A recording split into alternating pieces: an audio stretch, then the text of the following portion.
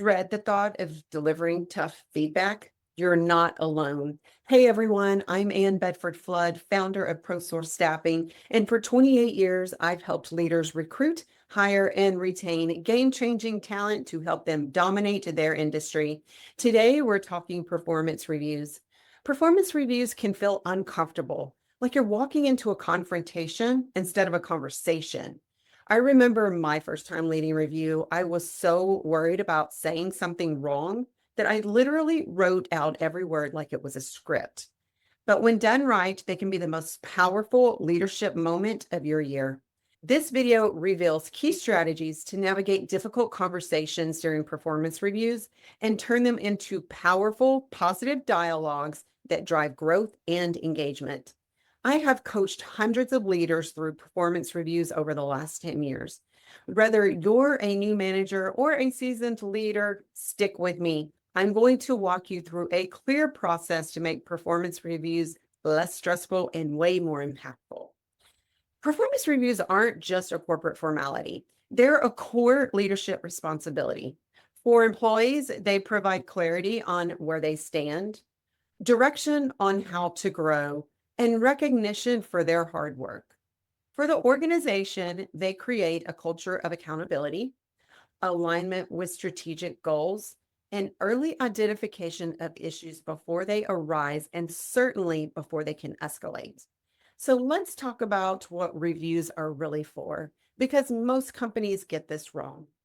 You want to treat reviews as checkpoints, not judgment day. When feedback is ongoing, reviews become a reflection and not a surprise. A Gallup study found that employees who receive consistent feedback are 3.6 times more likely to be engaged in their jobs. That is not fluff, my friends. That's a competitive edge because most companies aren't doing performance reviews. Setting the stage for success and preparing for the environment before you deliver any feedback, especially tough feedback, is so important. You must prepare the environment.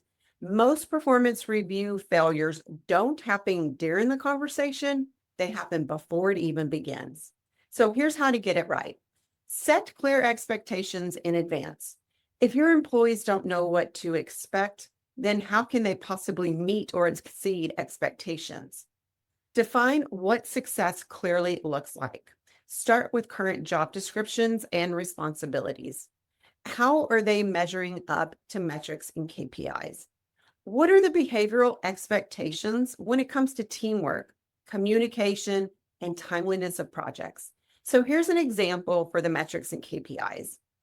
At the start of Q1, we agreed on a goal to increase client retention by 10%. Let's look at the progress you've made so far. When expectations are clear, feedback feels fair and logical, not personal. Be sure to choose the right time and space to hold the meetings.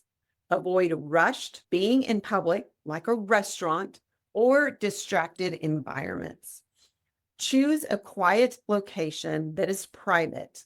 Make sure there are no interruptions, no phones, no internet, no email. Have a pre-scheduled calm time when both of you are not overwhelmed. Be sure to give them your full attention.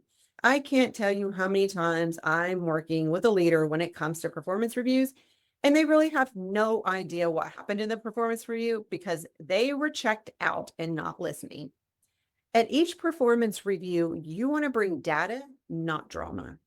Avoid vague or emotional feedback like, I just feel like your work hasn't been so great lately, or people say you're hard to work with. Use facts such as project results, metrics, attendance records, and peer feedback if it's needed. For example, here you could say, in the last 3 deadlines, your reports were submitted 2 to 3 days late. Let's talk about what's getting in the way. The final tip on this is never wing it. A rushed review sends the message that it isn't important. And if it isn't important to you, then why should it be important to them? Providing effective feedback the right way is where most leaders get stuck. But done right, it's where growth happens. Be specific on your feedback. Vague feedback is useless. Don't say you need to improve your attitude. Say something like, In the last two projects, you missed planning sessions, which is impacting team alignment. Make it accountable. Tell them what better actually looks like.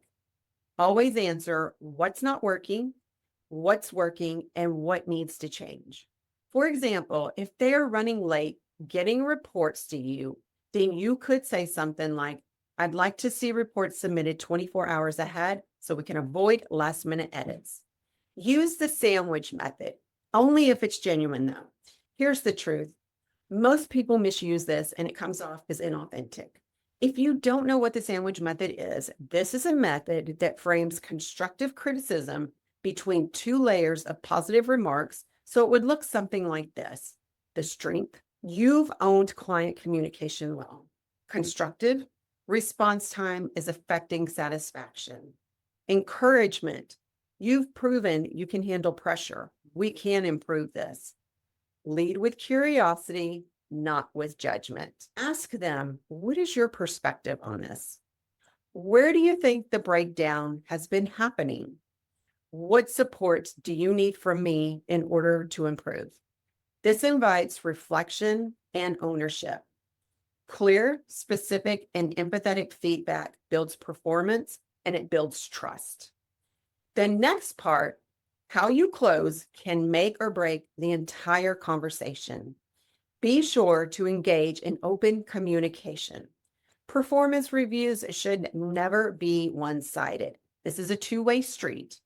Ask questions to invite dialogue. Don't just always tell. Some of the questions might be, what are you most proud of? What challenged you most? Where do you feel underutilized? You would be surprised at how many feel underutilized. How can I support you better? Then listen and really listen. Don't interrupt. Don't jump in to fix.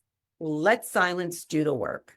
Count to 5 in your head after a deep question and end with a clear action plan. Summarize what was said, who's going to own what, and when you'll follow up. So it would look something like this. You'll lead the new workflow and I'll connect you with support. Let's review progress in 30 days. Be sure to put everything in writing. A follow-up email helps lock in accountability. In our office, we actually have a form that we use and both parties sign off on it to confirm that we both agree on the action that will take place and follow-up steps. Closing the loop and moving forward is going to consist of summarizing key points, such as wins, challenges, and next steps. Ask them, what are your takeaways? Always reaffirm your belief in them. Tell them you've done great work and I believe in your growth. This is a tool to help you succeed. Be sure to schedule the follow-up and mean it. In the final step, send the summary email. You want to thank them for their time, recap 2 to 3 takeaways, and confirm the next steps. The email would look something like this. Thank you for your time today.